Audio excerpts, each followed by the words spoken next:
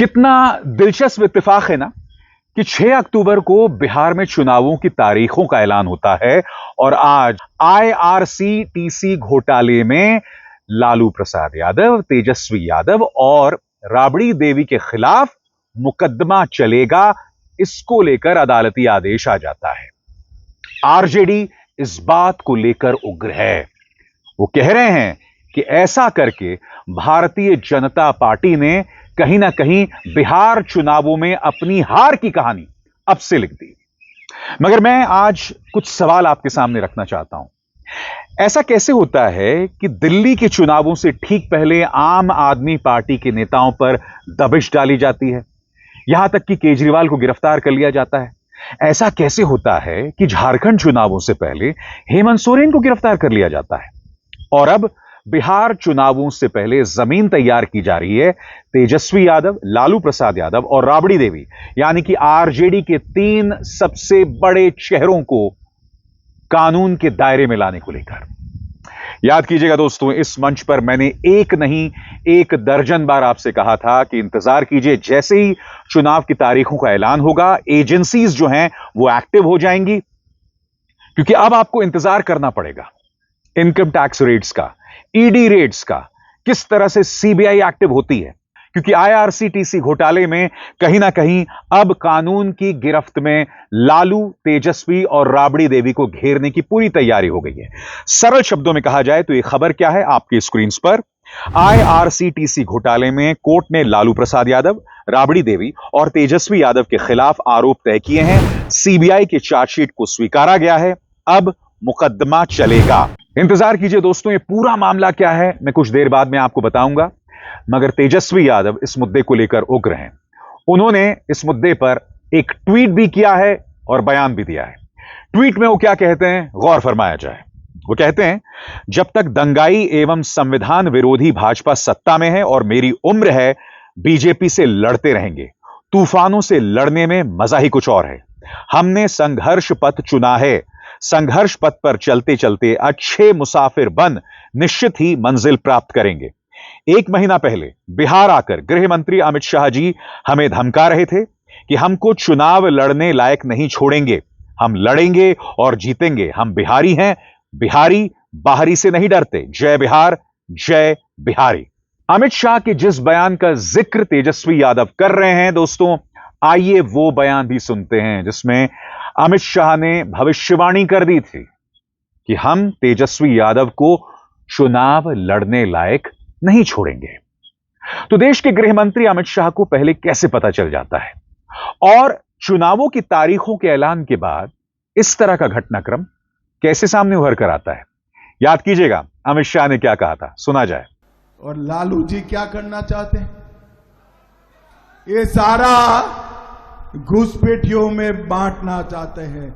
लालू जी आप चिंता मत करो,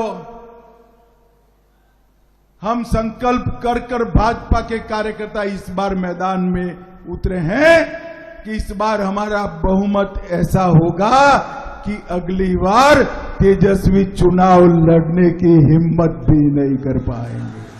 तो मैं फिर आपको याद दिलाना चाहता हूं, ऐसे कैसा होता है कि बिहार चुनावों से पहले यह घटनाक्रम, झारखंड के चुनावों से पहले याद कीजिएगा हेमंत सोरेन को गिरफ्तार कर लिया गया, हालांकि झारखंड में वो जीत नहीं पाए। इसके अलावा दिल्ली के चुनावों से पहले याद कीजिएगा अरविंद केजरीवाल को कितना बदनाम किया गया था। सत्येंद्र जैन जेल में, उसके बाद वो रिहा हो गए। सीबीआई ने कह दिया अपने रिपोर्ट में इनका कोई दोष नहीं। मनीष सिसोदिया जेल में, अब जेल से बाहर। संजय सिंह जेल में, अब जेल से बाहर। अरविंद केजरीवाल जेल में, अब जेल से बाहर। एक के बाद एक यही हो रहा है दोस्तों, और यही वजह है कि विपक्ष कह रहा है कि यह चुनाव छलावा है, लोकतंत्र छलावा है। क्योंकि भारतीय जनता पार्टी के लिए लोकतंत्र नहीं है, भारतीय जनता पार्टी के लिए तो यह लोकचंद्र है। याद है कि नहीं आपको? तो कहने का अर्थ साफ है, यहां पर ठीक चुनावों के ऐलान के बाद एजेंसीज एक्टिव हो जाती हैं और हमने हर चुनावों में देखा है, हर चुनावों में देखा है, हर विधानसभा चुनावों से पहले हम लगातार देखते हैं एजेंसीज एक्टिव होती हैं। और जाहिर सी बात है तेजस्वी इस बात से नहीं डरते। उन्होंने पत्रकारों से बातचीत में क्या कहा, आइए सुनते हैं। तूफानों से लड़ने में मजा ही कुछ और है। हम सब लोग पूरी बात खत्म हो जाने दो। और हम हमेशा अपने पथ को चुना है, संघर्ष के पथ को चुना है। हम अच्छे मुसाफिर भी बनेंगे और मंजिल पर भी पहुंचेंगे।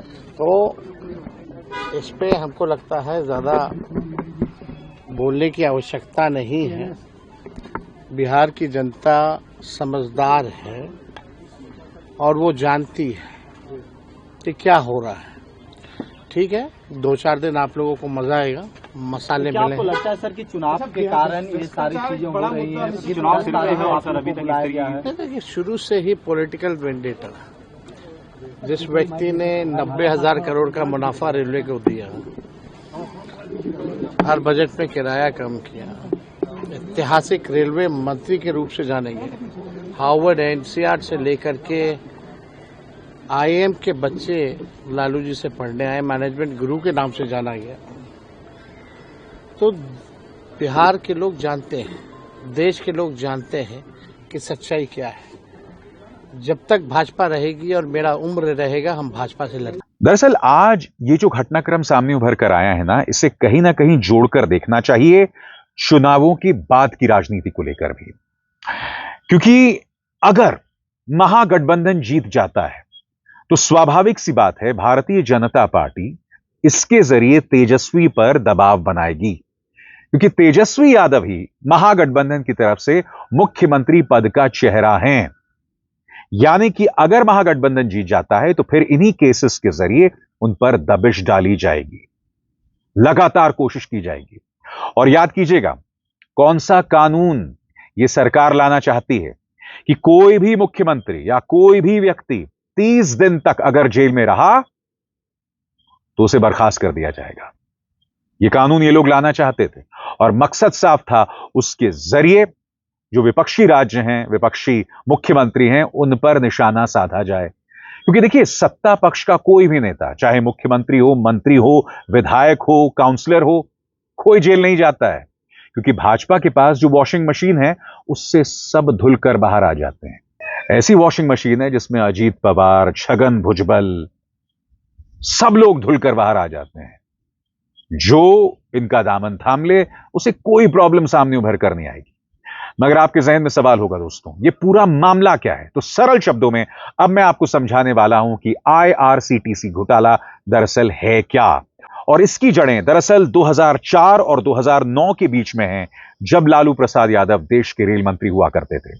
आपकी स्क्रीन पर आईआरसीटीसी घोटाला लालू यादव और उनके परिवार के खिलाफ दर्ज एक भ्रष्टाचार, धोखाधड़ी और साजिश से जुड़ा मामला है, जो 2004 से 2009 के दौरान घटा, जब लालू यादव रेल मंत्री थे।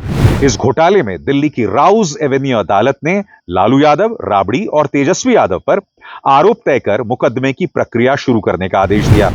और आगे बढ़ने से पहले एक जरूरी संदेश, मेरे कार्यक्रमों के लिए आप नोटिफिकेशन का इंतजार मत कीजिए।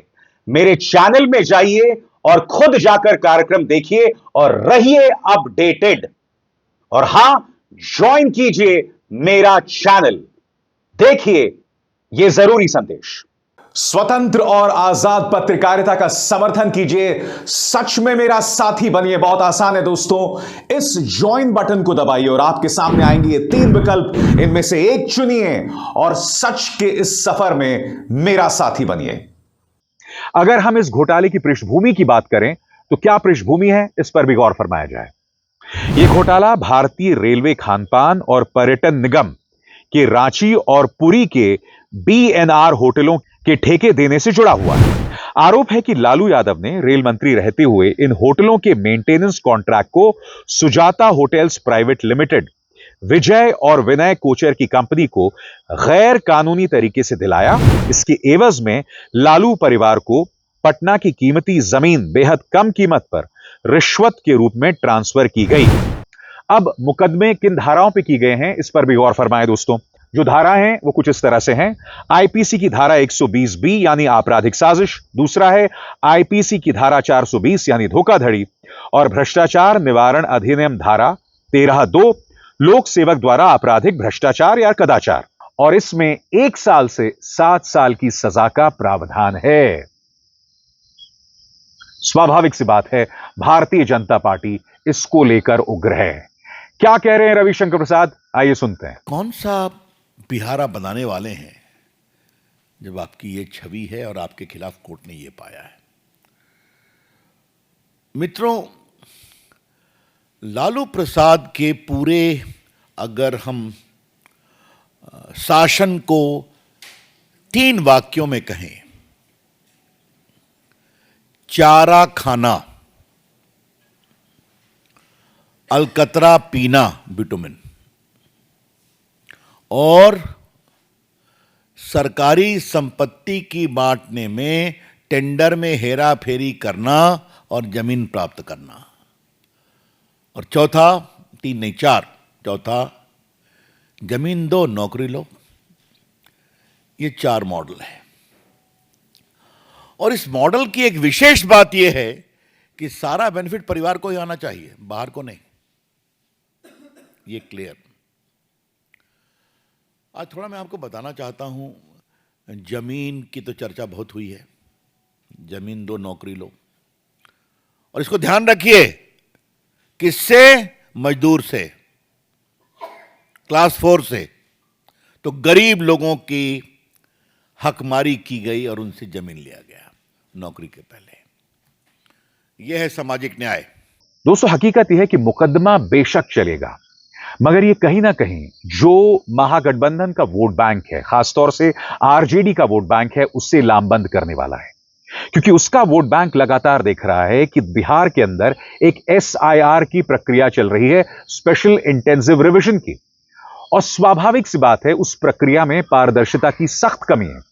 सुप्रीम कोर्ट को जिस सख्ती के साथ उस पर पेश आना चाहिए वो भी नदारद है।